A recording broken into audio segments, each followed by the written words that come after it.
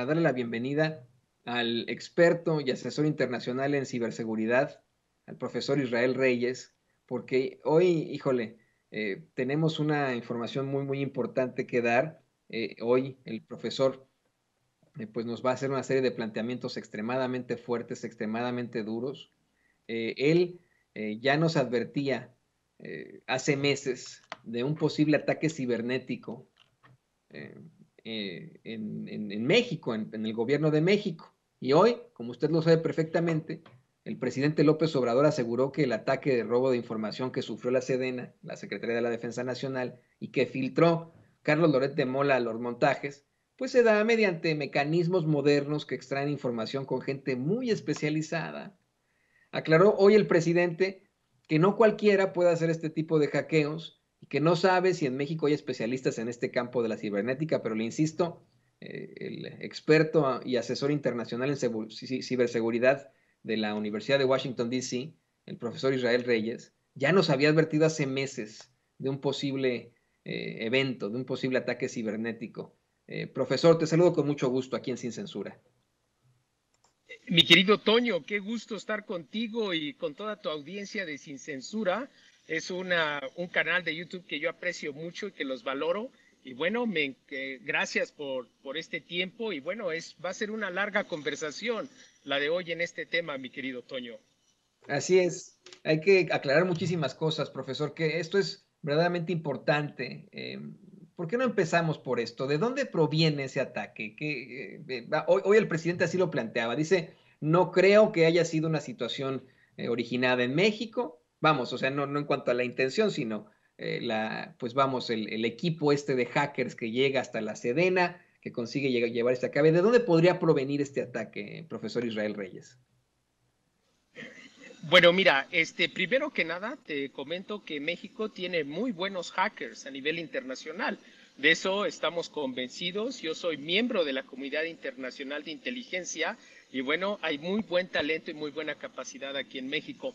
Mas, sin embargo, quiero comentarte que estos grupos de hackers, que se les conoce como hacktivists, pues son grupos que son internacionales y que forman células pues de personas en diferentes países, en México, en Colombia, en Europa del Este, en diferentes partes, y todos trabajan en conjunto a través de las redes obscuras, las que se le conoce como el dark web, y de ahí es donde empiezan a colaborar este grupo de hackers.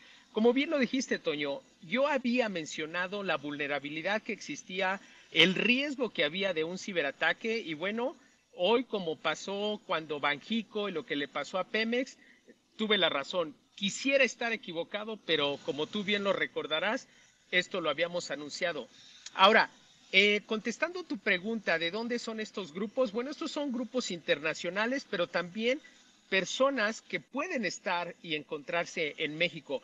Recordemos que solamente alguien que conoce el ámbito político, el ámbito nacional, puede llegar a esos lugares, porque si pudiésemos hablar de un grupo de norcoreanos o de rusos, pues sería difícil, porque primero pues no saben mucho español y no saben las estructuras. Entonces no hay que descartar que existe la posibilidad de que también sea un golpe interno, que haya fuerzas internas, tanto políticas o de intereses en particular, que tengan como objetivo socavar la credibilidad del gobierno a través de estas acciones. Eso me queda claro. Un golpe interno, que se trata de un golpe interno, eso pues es preocupante, profesor. La verdad es que hay que hacernos esa pregunta, ¿a qué se debería en todo caso? Profesor, nos hacías un planteamiento extremadamente fuerte, que no podemos descartar que se trate de un ataque interno. Sin embargo, sí habría que preguntarse en cuanto a la otra perspectiva, la que plantea el mismo presidente López Obrador, un ataque de hackers, de redes desde el extranjero. ¿A qué se debería esto? A que hackers del extranjero hayan infiltrado la red de la Secretaría de la Defensa Nacional de México. ¿Por qué México?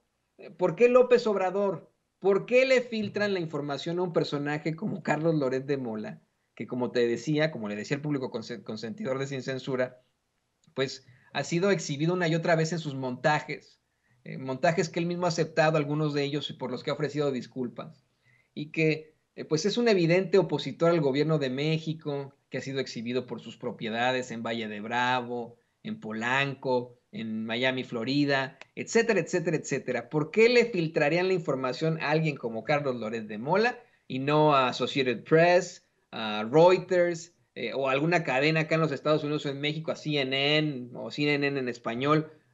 ¿A qué se debe que ocurra esto, profesor? Mira, aquí la situación, debemos de recordar que el 80% de los ataques que se dan de esta magnitud, cuando son muy coordinados y muy dirigidos, viene información del interior.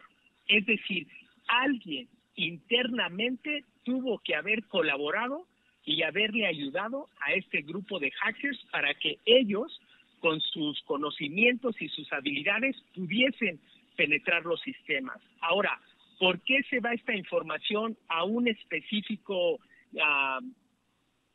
periodista? En este caso era Loret de Mola. Bueno, porque los hackers saben a quién darle la información para precisamente cumplir el objetivo que ellos quieren, que es el objetivo de socavar la credibilidad del gobierno actual y de las instituciones. ¿Por qué no se le dieron esa información a otros medios? Número uno, primero hay que verificar la legitimidad de esa información.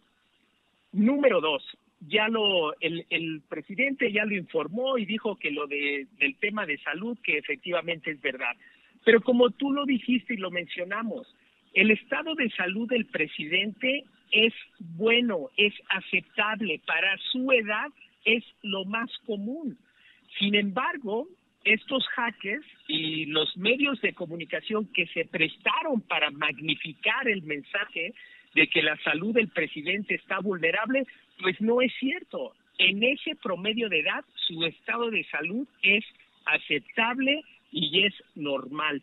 Por eso te digo, aquí se ve que el objetivo de este ciberataque es efectivamente socavar la credibilidad del presidente, socavar la credibilidad de las instituciones y causar un caos político con esta información. ¿Quiénes están detrás de esto? Grupos adversarios, grupos que tienen interés en crear caos político, en crear inestabilidad social. Digo, esto lo hemos visto, lo vimos con Hillary Clinton, lo vimos en Estados Unidos, en las elecciones. Recordemos también lo que pasó en Washington, D.C. Ahora, a mí personalmente, como experto en ciberseguridad y en materia de seguridad nacional, lo que me preocupa y lo que no me deja dormir es de que, bueno, si estos hackers les dieron información para entrar a los sistemas de Sedena y el análisis inicial que tenemos es de que ya tenían alrededor de 8 meses infiltrados en esos sistemas, a lo mejor tenemos otras instituciones como Comisión Federal de Electricidad o como el SAT o como Hacienda, que pueden ser ataques más destructivos tanto para la reputación y credibilidad del gobierno, pero también que van a afectar el interés social de las personas.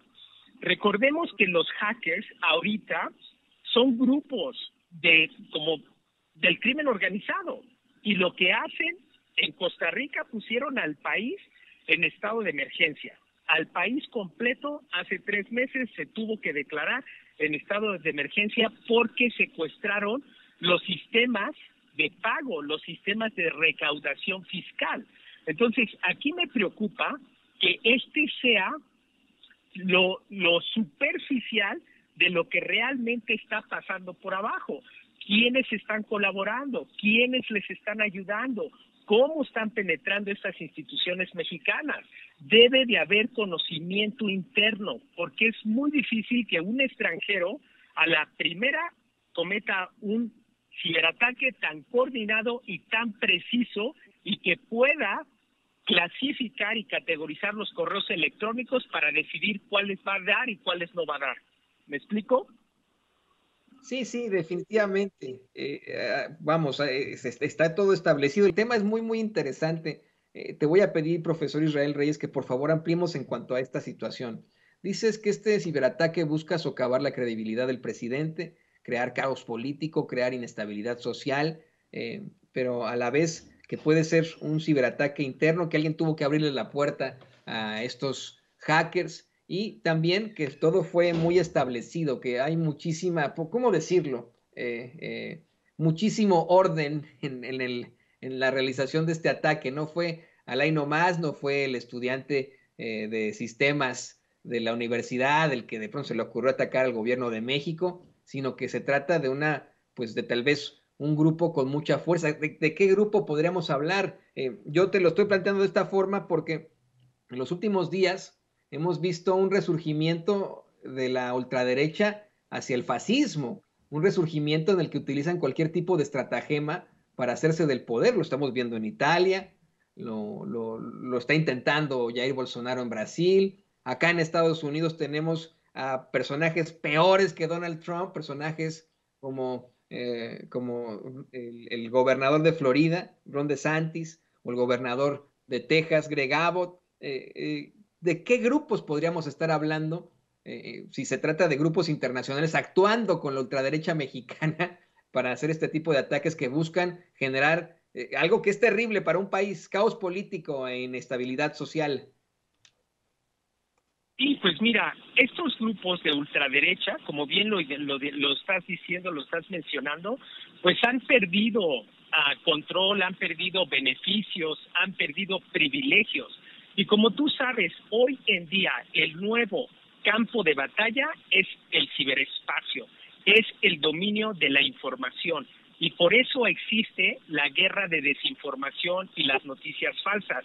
Esto que vimos de este hackeo es lo que nosotros como expertos de la comunidad de inteligencia lo definimos como un hack and leak, en desinform. Es hackear, dar la información, modificar la información para exagerarla y causar ese caos político, ese caos social y esa inestabilidad. Es lo que pasó a Hillary Clinton cuando le hackearon, a John Podesta cuando lo hackearon y lo que pasó en Washington, D.C. el 6 de enero.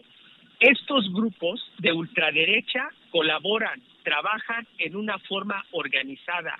Este ataque a la Sedena es un ataque de alta precisión, muy bien coordinado, que solamente alguien con conocimiento interno, considerado adversario, pudo haber colaborado para que se dieran estos resultados. Ahora, como lo dije, lo que me preocupa no es lo que ya pasó, es lo que puede pasar. Eso es lo que me preocupa. Por eso yo lo he insistido con los legisladores, también en el Poder Ejecutivo. Necesitamos crear marcos jurídicos, necesitamos crear una Agencia Nacional de Ciberseguridad al servicio del Estado para proteger a los ciudadanos de este tipo de ataques, porque esto nos puede llevar a una zona de inestabilidad como lo que le pasó en Colombia. Recientemente estuve en Colombia y tuve una reunión con el abogado de Gustavo Petro, porque a Gustavo Petro, en plena campaña electoral, 4 días antes, le hackearon el Zoom y le robaron todos los videos que tenía, que eran considerados sensibles y clasificados. Pero todos estos ataques se dan porque hay una persona interna, es sabotaje interno los que pasan esta información y ya los especialistas expertos pues hacen la otra parte del trabajo. Por eso necesitamos estar preparados para garantizar la estabilidad política y social de México, porque vienen las elecciones y todo esto de campañas, de socavar la credibilidad del presidente va a tener un efecto en las elecciones. Y te aseguro que entre más cercanos estemos al proceso electoral, va a haber más hackeos. Eso te lo garantizo.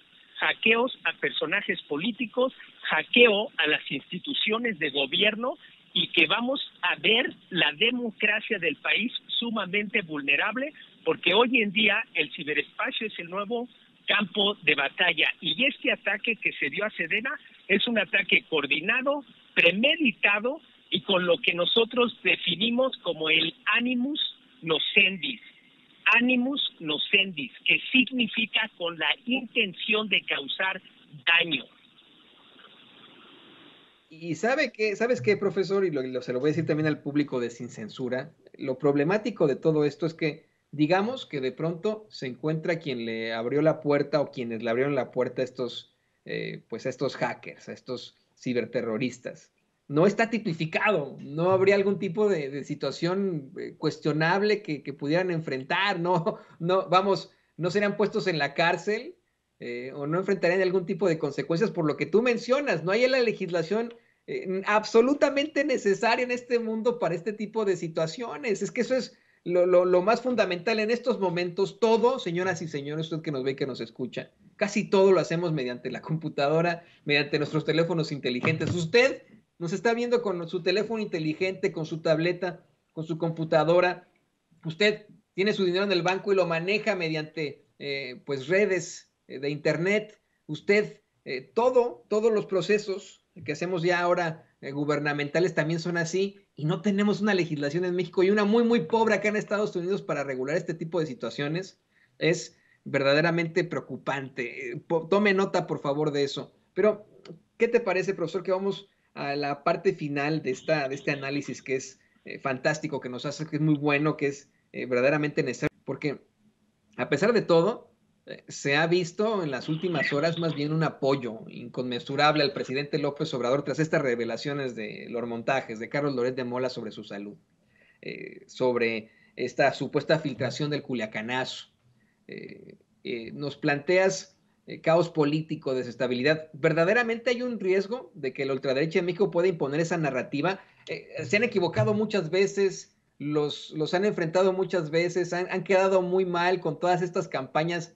¿Este sí es un riesgo? Ahora sí hay riesgo de que puedan imponer esa narrativa que repercute en las elecciones y genere caos político y desestabilidad. Sí, mira, Toño, eso sin duda alguna, sin duda alguna.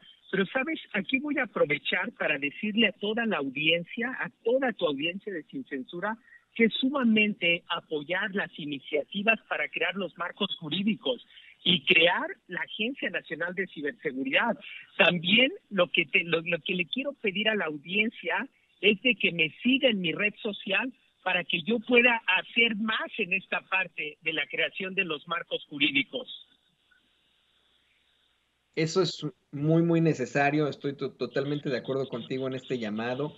Es absolutamente importante que podamos, te voy a decir que nos escuchan muchos políticos y políticas, muchos legisladores y legisladoras. Señor legislador, señora legisladora que nos ve, que nos escucha en estos momentos, no hay tiempo que esperar. Es momento de que usted se ponga las pilas y se ponga a trabajar en una legislación, en un marco jurídico para evitar este tipo de situaciones y que por supuesto se restablezca la seguridad en nuestras instituciones, especialmente las que pueden tener algún tipo de problemática de seguridad nacional. Fíjate, profesor, hoy el presidente López Obrador planteaba que el mismo general secretario de la Defensa, Crescencio Sandoval, le dio a conocer que el ataque se dio en medio de una especie de mantenimiento que le estaban dando a sus sistemas, que por eso fue que ocurrió este tipo de situaciones, por lo que no se puede descartar tu planteamiento, tu tesis de que haya sido alguien de adentro de lo que sucede, pero déjame insistir con la pregunta, ¿cómo podría esto en todo caso afectar absolutamente al futuro, a las elecciones de 2024? ¿Cómo podría ya generar caos político, desestabilidad mediante simple y sencillamente esta filtración de informaciones que podría seguir llegando a este tipo de ciberataques? Sí, pues mira, Antonio, esto sin duda alguna tiene el objetivo de socavar también el proceso electoral de las elecciones, sin duda alguna. Por eso es sumamente importante que hagamos concientización de cuál es el objetivo de estos hackeos para que nosotros podamos prevenir el efecto adverso.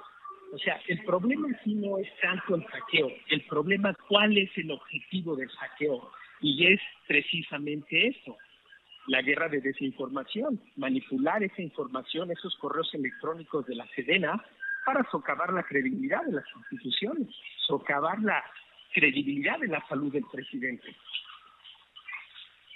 Pues esto es verdaderamente tomarse en consideración, profesor Israel Reyes.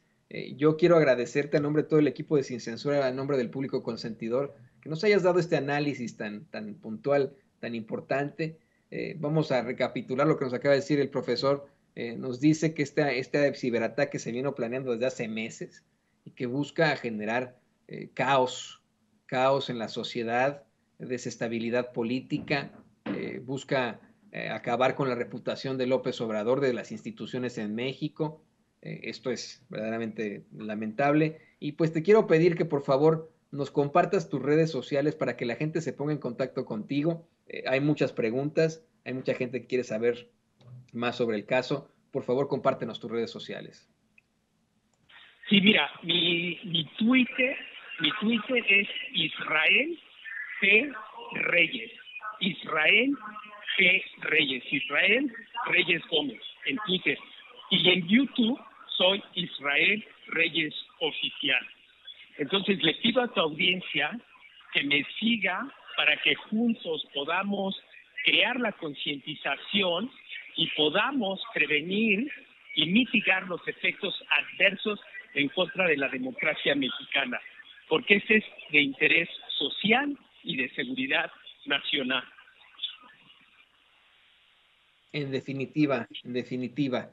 Y bueno, pues yo te agradezco, experto y asesor internacional en ciberseguridad de la Universidad de Washington, D.C., al queridísimo profesor Israel Reyes que se haya sumado a esta transmisión. Muchas gracias. Ha sido muy enriquecedor lo que escuchamos hace unos momentos.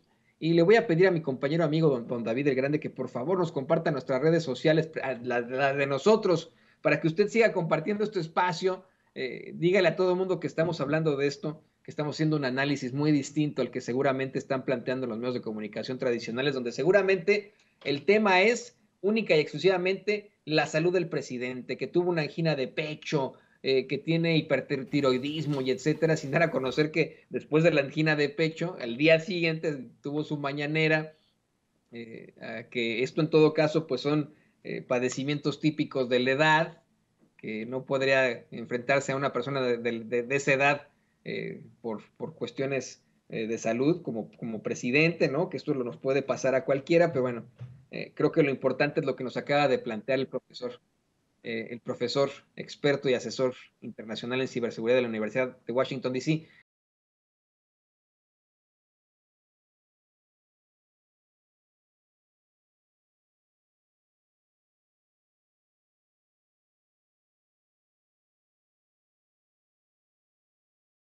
Grábenos, don David, para darle la bienvenida a la periodista, colega, colaboradora de En un 2x3 Tamaulipas, Marta Olivia López Medellín. Querida Marta Olivia, a un día de que termine la larga noche de Tamaulipas.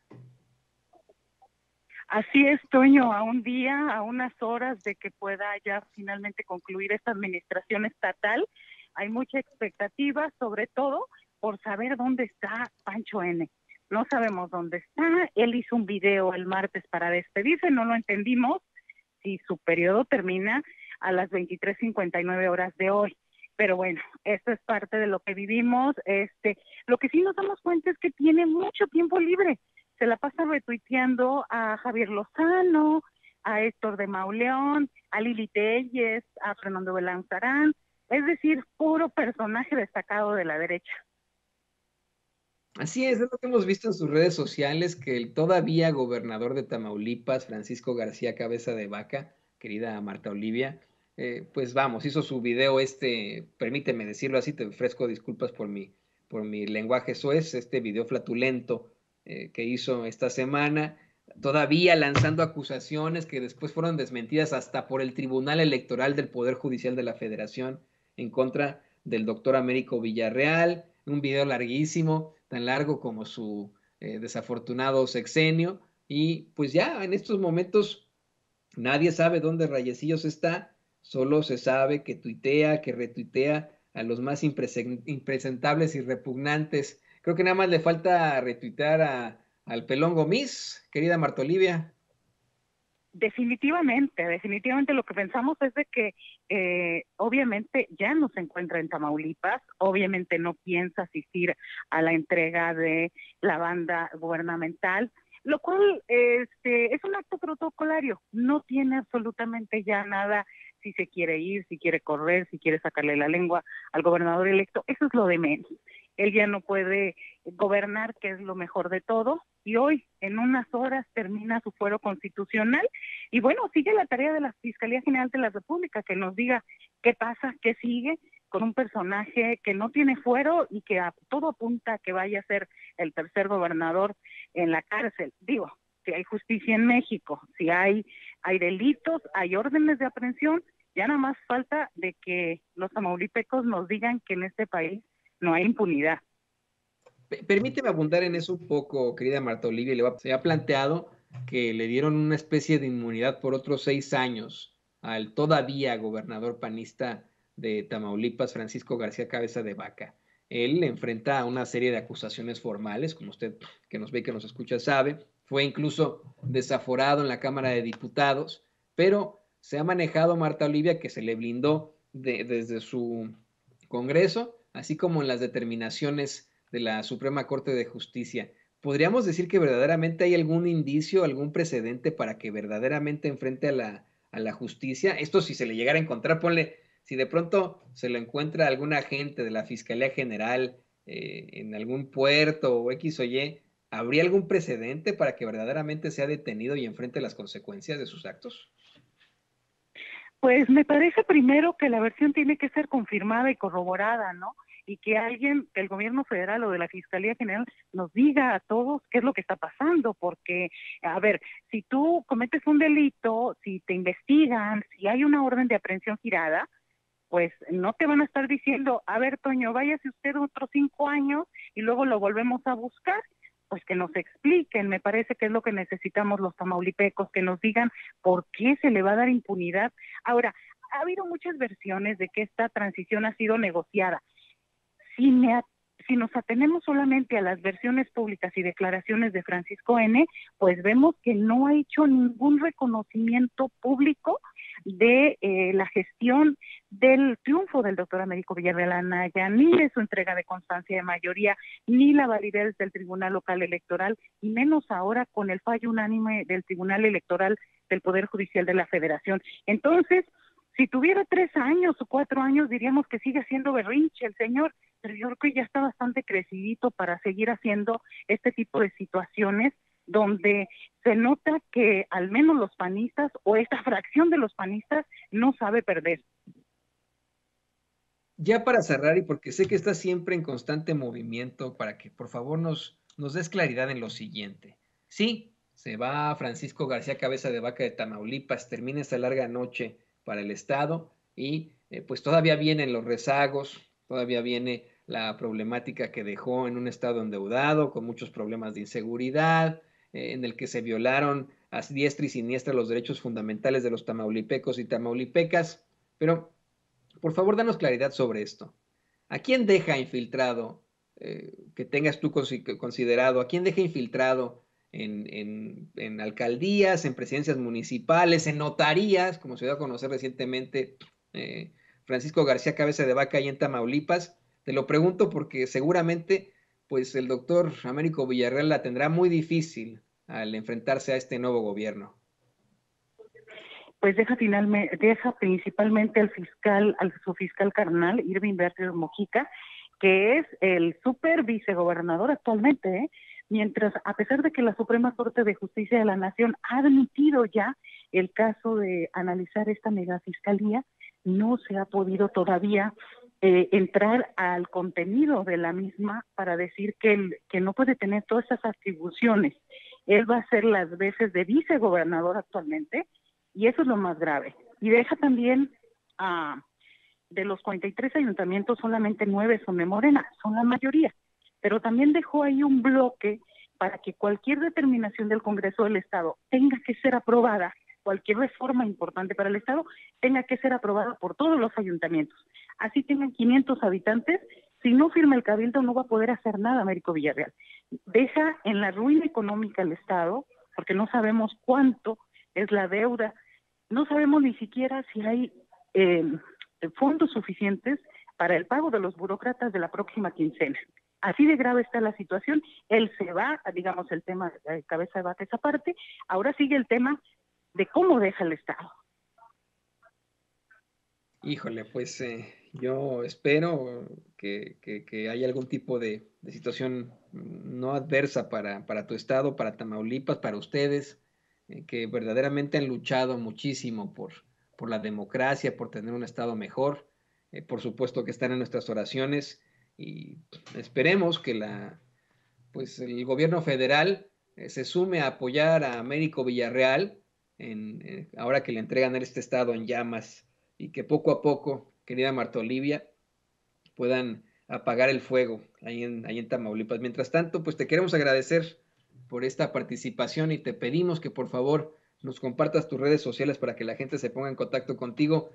Quiero felicitarte a ti porque con mucha valentía te has enfrentado precisamente a estas esferas del poder, a estas problemáticas, has podido cuestionar y exhibir a un hombre con mucha cola que le pisen, a un hombre que está acusado de situaciones terribles y que pues a muchos le causa miedo tú, con toda la valentía, con toda la dureza periodística, has conseguido exhibirlo hasta el último momento y hoy creo que pues esta felicitación va también para ti.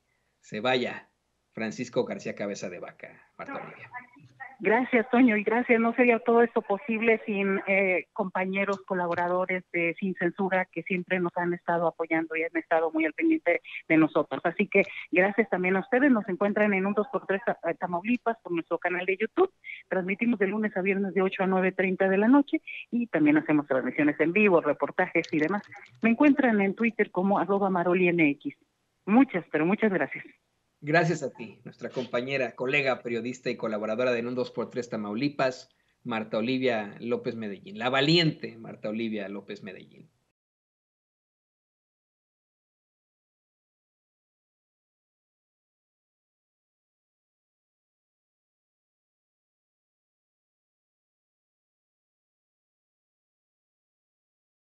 Para poder darle la bienvenida a nuestra querida corresponsal de Sin Censura, Lina Duarte, quien se encuentra en estos momentos en Sao Paulo, Brasil.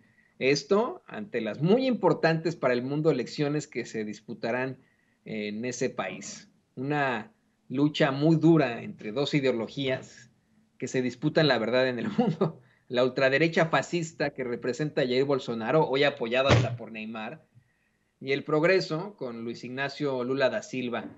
Querida Lina, te saludo con mucho gusto y me da mucho gusto que estés allá en Brasil. Parabéns, querida Lina. Muchísimas gracias, Toño. Te saludo a ti y a toda la audiencia de Sin Censura. Así es, en una colecta de último minuto, pues ahí estamos haciendo todo lo posible para estar aquí en este momento que se mira totalmente histórico, no solo para millones de brasileños y brasileñas, sino para toda la región prácticamente. Estamos hablando de dos proyectos radicalmente distintos en un país con 33 millones de personas que viven en una situación de pobreza alimentaria. Estamos hablando de condiciones de inflación, efectos post-pandemia y un presidente pues abiertamente fascista, ¿no? O sea, creo que hoy no hay medios tintes para llamarlo así. Entonces van a ir a las urnas este día domingo las y los brasileños y estaremos ahí reportando para Sin Censura.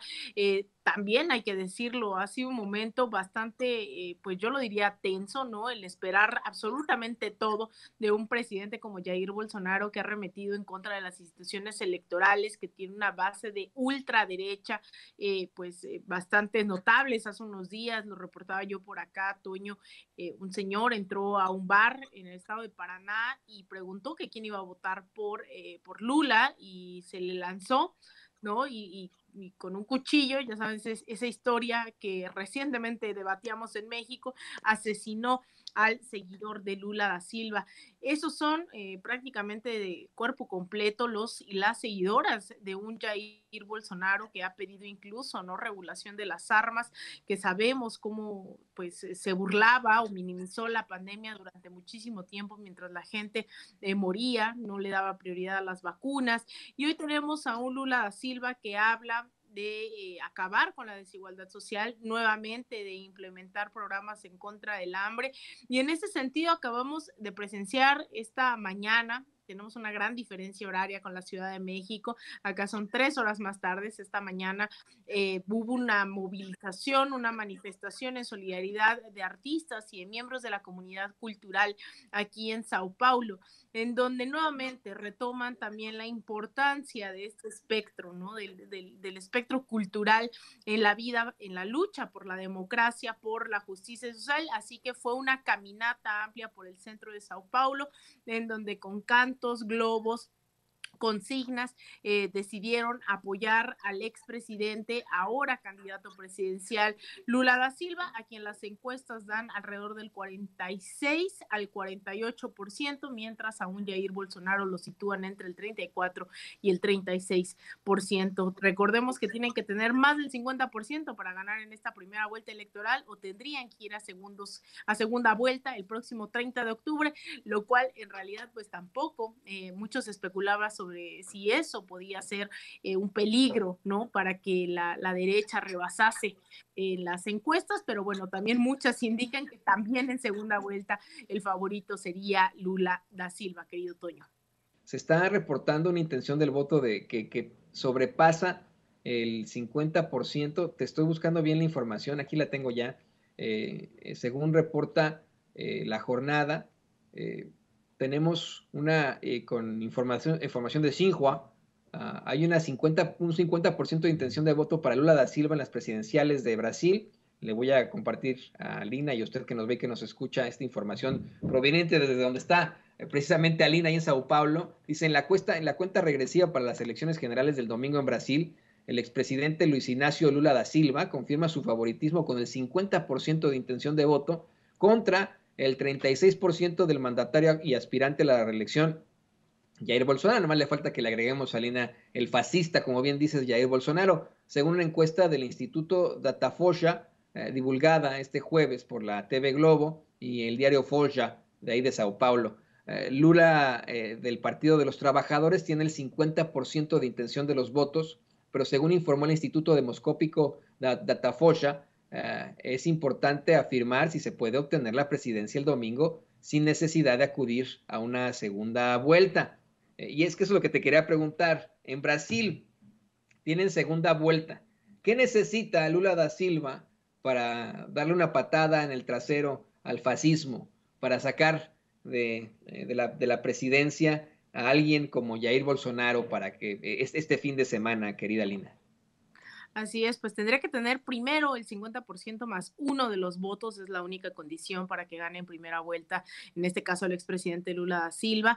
Eso no significa que el otro candidato, en este caso Jair Bolsonaro, llegase a tener el 49%, hay otros candidatos también, sin embargo se han cerrado, digamos, las encuestas a estos dos principalmente, dejando atrás a Bolsonaro con alrededor de 34, 36%, que son algunas de las encuestas, estos son los números que arrojan, pues definitivamente creo que no habría duda alguna de que el favorito sería el expresidente Lula da Silva. Así que bueno, vamos a ver cómo se ponen los ánimos este fin de semana. Sin duda creo que el tono de hoy de la gente ha sido de felicidad, la gente está muy confiada en la victoria de Lula da Silva, quien va con Alckmin en la fórmula vicepresidencial. Ya lo decía yo en algún otro momento, ¿no? Alguien que había sido incluso su enemigo en las urnas, Gerardo Alckmin, pues ahora es su candidato también a la vicepresidencia, lanzando un mensaje a estos sectores que han insistido en que Lula, una vez que ha salido de la cárcel, está dispuesto a vengarse, ¿no? Entonces manda un mensaje de conciliación hacia el pueblo brasileño, pero también hacia esas élites, ¿no? Que no dudan en hacer estas campañas de que es un radical comunista como niños, como lo hemos visto en toda América Latina. Así que bueno, ya estaremos informando, querido Toño, de esta jornada y también este fin de semana previo. En la tarde tendremos, en la tarde y en la noche tendremos declaraciones también para abonar a este debate. Es verdaderamente preocupante lo que nos comentabas hace rato, algo que se ha venido manejando en algunos medios de comunicación, este sujeto que se metió ahí a un recinto a preguntar que quién le iba a Jair Bolsonaro y quién le iba a Lula da Silva y que apuñaló a las personas que estaban con Lula da Silva. Es verdaderamente lamentable. En medio, querida Lina, de un resurgimiento claro ya, más que específico y absoluto, del fascismo en el mundo. Deja tú la ultraderecha, el fascismo.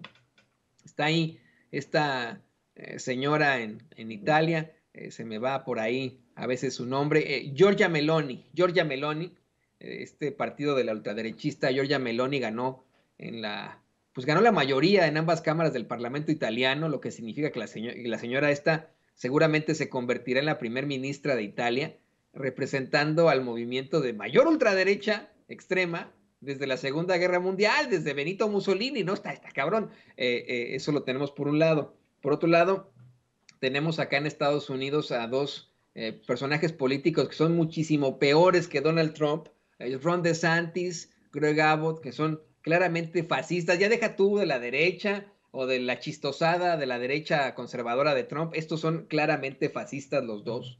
Y que están enviando inmigrantes a otros sitios, traficando con inmigrantes con la única intención de conseguir el voto de los más racistas acá en este país. Y por supuesto, no podemos olvidar ni dejar de lado lo que está ocurriendo en nuestro país.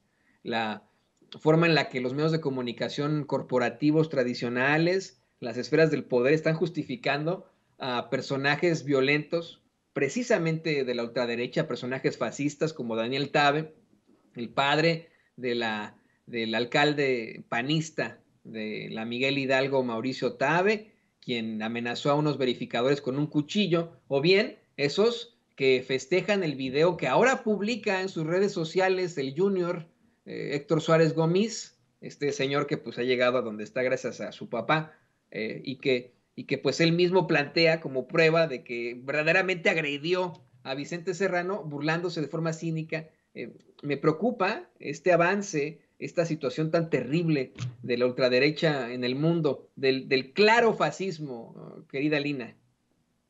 Sí, bueno, creo que el ejemplo de Italia, ¿no? Y en su momento, pues fue la repercusión también de una política estadounidense como la de Donald Trump, lo que hizo que ganara un Jair Bolsonaro junto con los medios de comunicación y estas estrategias denominadas de lawfare, ¿no? En donde viene la judicialización de la política, acompañada de esta campaña de medios de comunicación que no es nueva, ¿no? Sin embargo, ahora se han especializado e incluso, lo hemos dicho aquí, también pareciera que México está innovando en el tema de hacer uso de las instituciones electorales, ¿no? Eso sí, el INE es bastante innovador. Y en ese sentido, pues las derechas a nivel global se han han echado mano de estas instituciones, de los medios de comunicación también, y en su primer momento, pues vimos toda esta campaña desenfrenada para que ganara un Donald Trump como el outsider, y después de estas políticas abiertamente xenófobas, por decirlo menos, vinieron estos personajes como Jair Bolsonaro, que hemos visto ese desprecio, ese clasismo, ese racismo, ¿no? Una persona que realmente pues representa de pies a cabeza lo que significa la ultraderecha, le decían el Trump de América Latina, y pues ahí está, ¿no? Los resultados, que es el incremento radical en el tema de personas con hambre.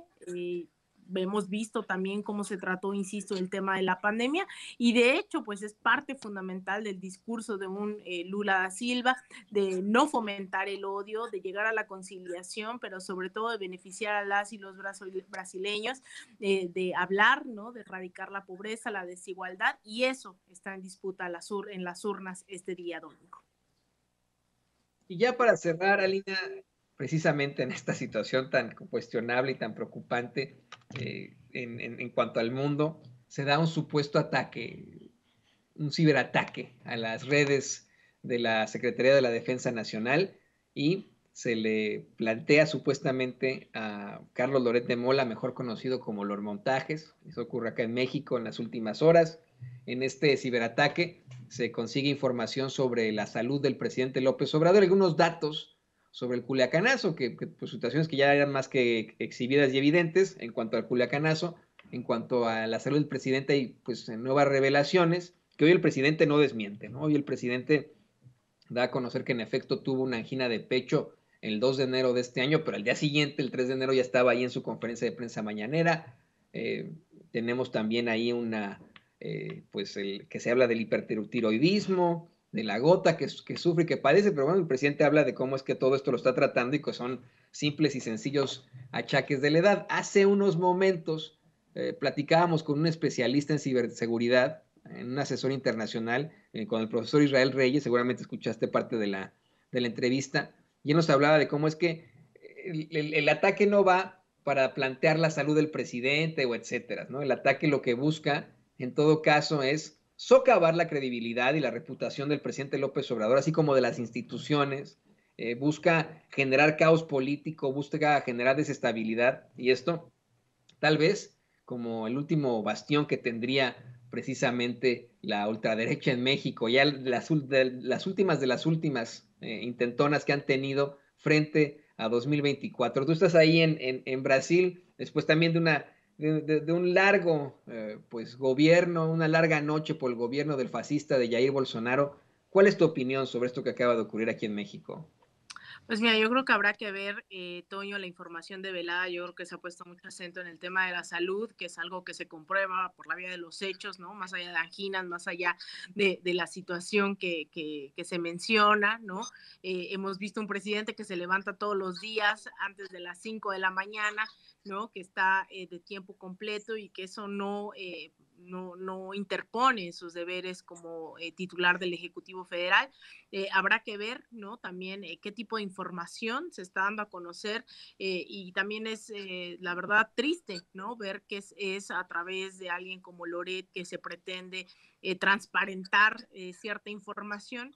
Yo la verdad es que me mantengo todavía escéptica para ver qué es lo que vamos a tener que encontrar, que leer, que realmente sean filtraciones que tengamos que poner sobre la mesa y no estos titulares de los cuales tanto la derecha como los medios corporativos pues solo usa de vez en cuando, ¿no? Y se monta esperando el golpeteo, pero realmente creo que eso termina pues haciendo vacío dentro de sus posturas, dentro de su periodismo, ¿no? Entre comillas. Así que yo, la verdad, quisiera sumergirme más en el tema de las filtraciones, ¿no? Obviamente ya salieron las comparaciones como lo de Penny Lane hace unos días, ¿no? Que si las filtraciones de Assange son igual, bueno, vamos a ver, el tiempo lo dirá, y pues creo que hay que ser bastante estrictas con la información que se está divulgando con respecto a estas filtraciones, querido Toño. Querida Lina, a mí me da un gusto impresionante tenerte aquí en Sin Censura desde Sao Paulo, Brasil, ante las elecciones de este domingo. Por favor, cuídate mucho. La situación está difícil en todas partes, en todo el mundo, y tú, pues eres una de nuestras mayores luchadoras por la verdad con justicia. Lo digo con todas sus letras. Estamos muy orgullosos siempre de ti. Sabemos que estás ahí como observadora de las elecciones. Esperamos que todo salga muy, muy bien. Mantente en contacto con nosotros y bueno, pues como dicen los brasileños, chao, chao, nos vemos muy pronto, querida Lina. Muchas gracias. Claro. Cuéntanos, que sí, danos por favor tus redes sociales. ¿Cómo? Bueno, me pueden encontrar en Twitter en @AlinaDuarte_, en Instagram _AlinaDuarte, en Facebook.com/Alina Duarte Periodista, y todas las noches en Sin Censura Nocturno. Bueno, ahora hay cobertura especial, pero nos vemos también en las otras emisiones para llevar a detalles. Busquen toda la información de lo que ocurre acá a través del canal de YouTube. Y bueno, agradecer al auditorio de Sin Censura, que sé que también está aportando su granito para hacer posible esta cobertura. Te mando un abrazo a ti, Toño, a Ceci, a David, a todos del equipo, y también, claro está, a la audiencia de Sin Censura. Un abrazo, querida Alina Duarte, corresponsal de Sin Censura, incansable luchadora por los derechos civiles, incansable luchadora por la verdad con justicia. Ahí, en Sao Paulo, Brasil, parabéns para nuestra querida Alina. En todas partes está, hombre, qué buena onda. Qué feliz me hace que el progreso llegue a todas partes. Amigos, amigas, regresamos en breve. Pero mientras seguimos hablando sin pelos en la lengua, sin censura, usted puede suscribirse a nuestros 3 principales canales en YouTube. Sin Censura Media, en donde tenemos más de 1.600.000 suscriptores. Sin Censura TV, en donde tenemos más de 1 millón de suscriptores. Y en Sin Censura Presenta, en donde queremos llegar muy pronto a los 100,000 suscriptores. Si usted ya está inscrito en Sin Censura Media, suscríbase en Sin Censura TV. Si ya está suscrito en Sin Censura TV y Sin Censura Media, suscríbase a Sin Censura Presenta. Recuerde que es gratis, no tiene que sacar un solo centavo de su bolsillo para apoyarnos. Dele clic en la campanita para que los señores y señoras de YouTube envíen las notificaciones cuando estemos transmitiendo en vivo y en directo o estemos subiendo videos. También nos puedes seguir en Twitter en @Vicente Serrano y hasta en Instagram. Ojo, también estamos en Instagram. Son nuestras redes sociales y con el apoyo de ustedes seguimos creciendo, porque con ustedes todo, sin ustedes nada.